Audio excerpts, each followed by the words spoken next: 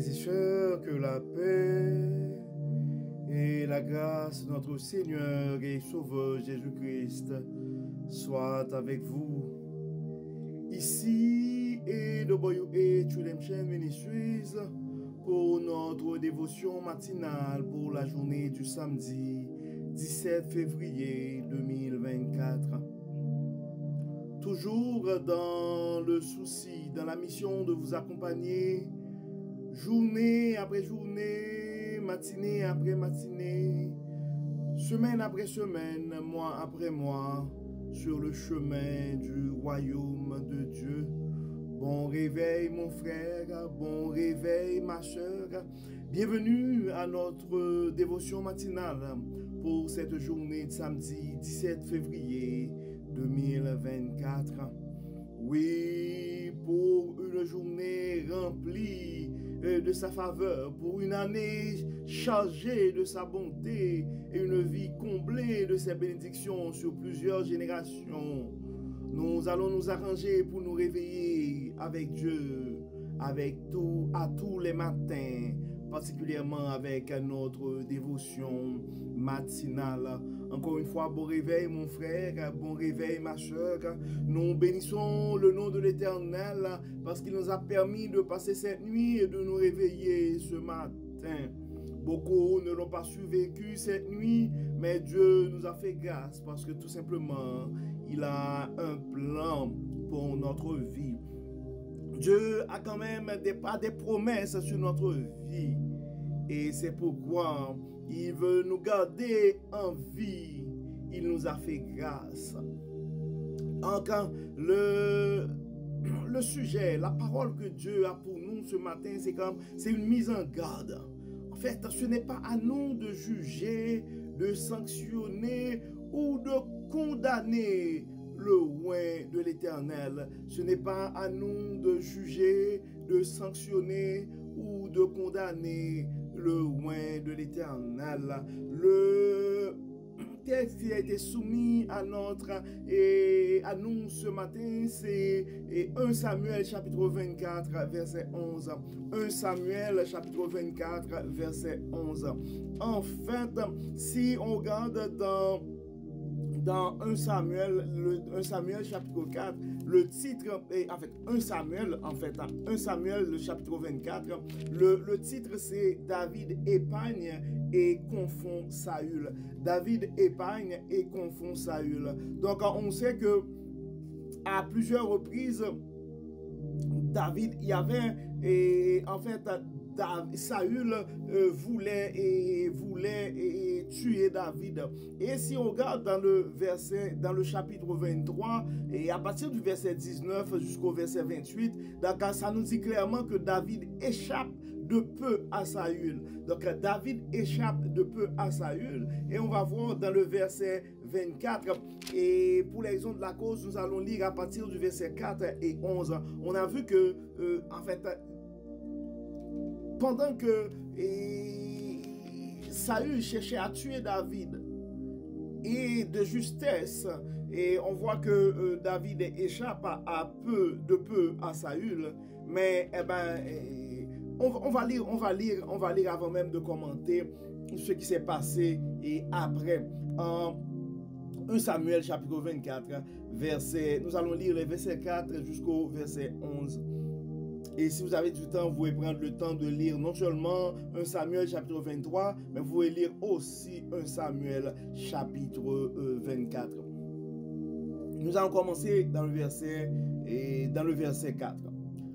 En passant près des parcs à moutons en bordure du chemin, il vit une grotte et il entra pour satisfaire un besoin naturel. Or, David et ses hommes se tenaient précisément au fond de cette grotte. Les compagnons de David lui chuchotèrent: « Voici le moment annoncé par l'Éternel, lorsqu'il t'a promis de te livrer ton ennemi pour que tu le traites comme bon te semble. » Alors David se leva et alla couper un pan du manteau de Saül sans que celui-ci s'en aperçoive. Dès qu'il l'eut fait, son cœur se mit à battre très fort parce qu'il avait coupé un pan du manteau de Saül. Il dit à ses hommes, que l'Éternel me garde de jamais faire une chose pareille et de porter la main sur mon Seigneur, à qui Dieu a conféré l'onction, car c'est de la part de l'Éternel qu'il a été oint. Par ces paroles, David arrêta ses hommes, il ne les laissa pas se jeter sur Saül. Le roi sortit de la grotte et continua son chemin.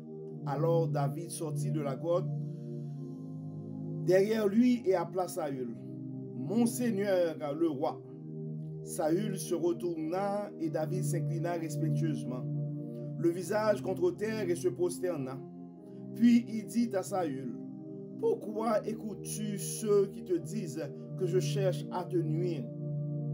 Aujourd'hui même, tu vois que de tes yeux, que l'Éternel t'avait livré en mon pouvoir. Dans la grotte, on me disait de te tuer, mais je t'ai épargné et j'ai dit, je ne porterai pas la main sur mon Seigneur, car il a reçu l'onction de la part de l'Éternel.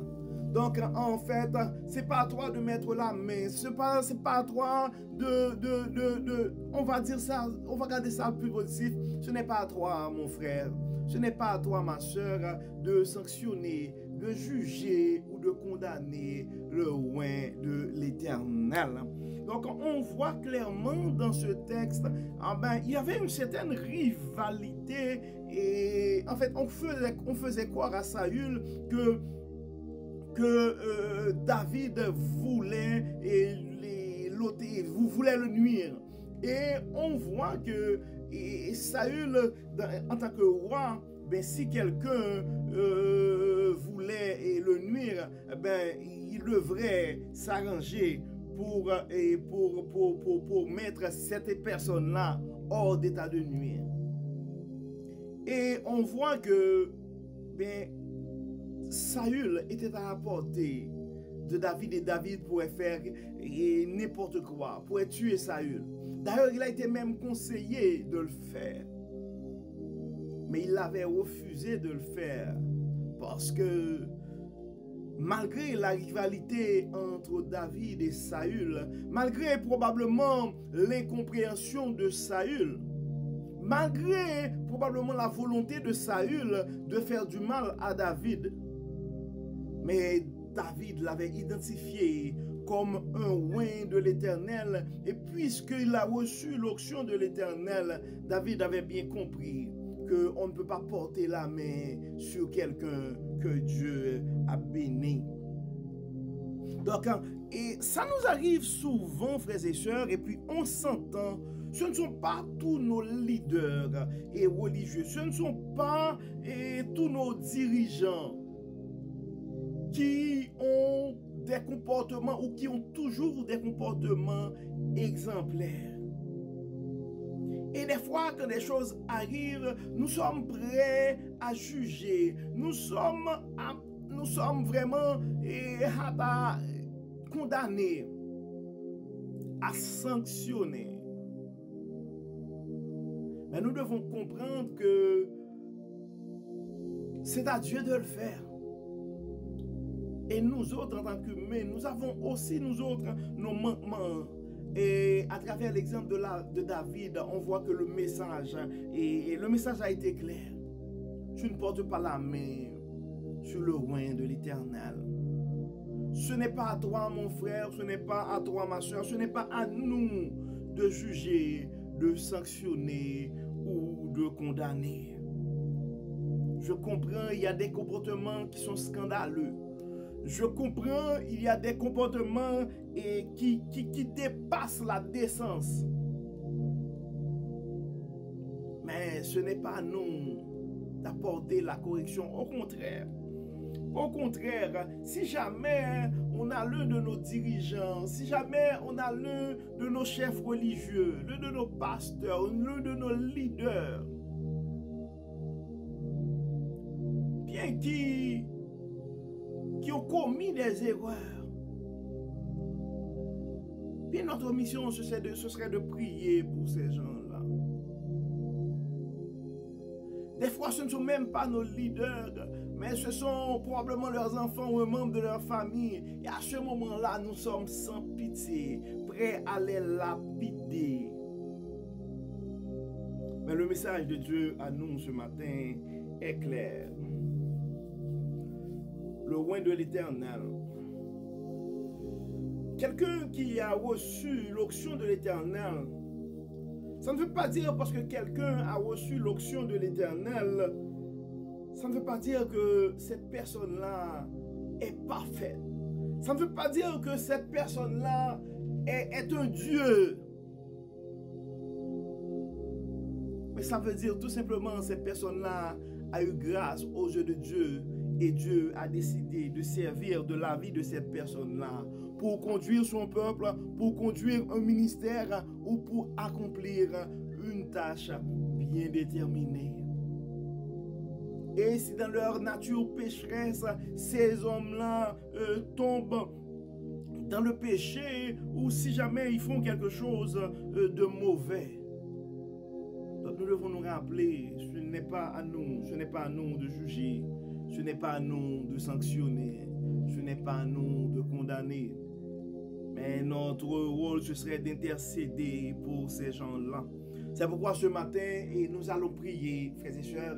Généralement, on prie pour nos problèmes. Généralement, on va à l'église, on demande à nos leaders de prier pour nous. Mais ce matin, nous allons faire l'inverse. Nous allons unir nos voix avec les anges et les archanges. Nous allons prier pour nos leaders. Nous allons prier pour les leaders de nos pays respectifs. Nous allons prier pour ceux qui dirigent, et non seulement au niveau politique, mais pour ceux qui dirigent au niveau corporatif. Nos patrons, nous allons prier pour nos patrons. Nous allons prier pour nos leaders religieux.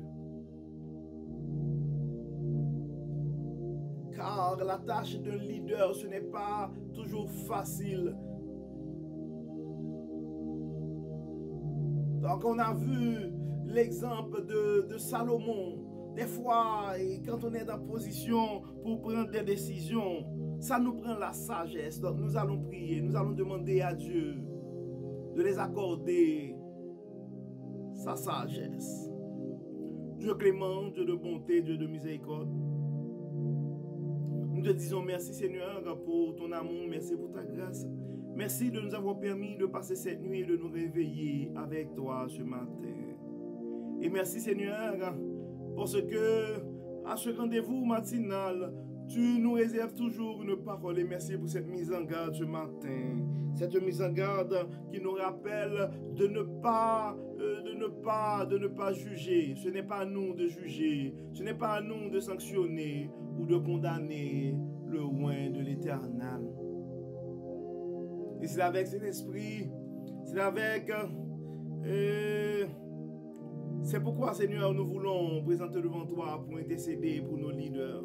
Nous remettons entre tes mains les leaders de ce monde. Nous remettons entre tes mains, Seigneur, les leaders de nos pays respectifs. Donc, quand on regarde les images qui nous reviennent, quand on regarde ce qui se passe dans les nouvelles, nos dirigeants, nos leaders ont besoin de ta sagesse. Nous te demandons, Seigneur, de les accorder ta sagesse, de les accorder ta clairvoyance, de les accorder aussi ta force. Dieu clément, nous voulons remettre non seulement entre tes mains, non seulement nos leaders politiques, ceux qui dirigent nos villes, ceux qui dirigent nos pays, ceux qui dirigent nos quartiers. Et nous voulons remettre aussi entre tes mains nos leaders religieux, ceux qui dirigent nos églises, ceux qui dirigent nos groupes. Nous les remettons tous entre tes mains. À chacun, Seigneur, que tu as confié un ministère, nous te demandons, Seigneur, de les accompagner, de les accorder ta sagesse, afin que tout soit fait dans leur ministère pour la gloire de ton nom. Permets, Seigneur, que ton Saint-Esprit puisse remplir nos leaders. Accompagne-les, Seigneur. Accompagne-eux, protège leur famille, protège leurs enfants, protège leurs conjoints. Dieu de bonté, Dieu de toute miséricorde, toi le grand leader par excellence, accorde ta sagesse, accorde tes connaissances à nos leaders, ceci à tous les niveaux. Nous remettons entre tes mains aussi, Seigneur, nos chefs de famille, parce qu'on dit tant vaut la société, tant vaut la famille, tant vaut la société. Donc, il y a des pères et des parents ce matin qui sont en train de perdre le contrôle de leur famille. Nous demandons, Seigneur, d'accorder aussi ta force, d'accorder aussi ta sagesse à ces parents qui sont en train de perdre le contrôle, le leadership de leur foyer, de leur maison. Il y a, Seigneur, certains de nos frères et sœurs aussi qui sont en train de perdre le contrôle de leur vie. Ils sont dépendants à toute forme de substance. Toi, le Dieu, le Dieu par excellence, nous demandons d'intervenir aussi dans la vie de ces gens-là, afin qu'ils puissent reprendre leur vie en main, afin qu'ils puissent reprendre le contrôle de leur vie en main. Beaucoup, Seigneur, ont perdu le contrôle de leurs finances parce qu'ils ont des problèmes de consommation. Ça dépense, ça gagne beaucoup, mais ça dépense, ça dépense, ça dépense. Il y a toujours un solde sur la carte de crédit, malgré le gros salaire. À ces gens-là, Seigneur, nous les remettons entre tes mains. Nous te demandons de les assister, de les accompagner et de les donner, Seigneur, à reprendre le contrôle. Beaucoup, Seigneur, sont comme esclaves de leurs dettes. Nous demandons, Seigneur, de les libérer. Ceux qui ont des problèmes de dette ce matin, ceux qui ont des problèmes de consommation, nous les remettons entre tes mains. Toi, le Dieu par excellence, toi, le Dieu de toute bonté, nous savons que nous sommes pécheurs. Mais enlève-nous tout ce qui n'est pas de toi. Pardonne nos péchés et accompagne-nous, Seigneur. Et exauce notre prière. Au nom de Jésus, nous t'en prions. Amen. Amen. Frères et sœurs, nous arrivons au terme de notre dévotion pour cette journée du samedi 17 février 2024. Nous espérons que votre âme a été bénie et que vous avez reçu ce message, que ce n'est pas à nous de juger, de sanctionner ou de condamner le roi de l'Éternel. Que le Seigneur nous accompagne, que le Seigneur nous bénisse et qu'il nous accorde sa grâce et qu'il nous aide à reprendre le contrôle de nos vies. Au nom de Jésus. Amen. Amen. Encore une fois, bon samedi, frères et sœurs, et à demain pour notre méditation dominicale. Bye bye.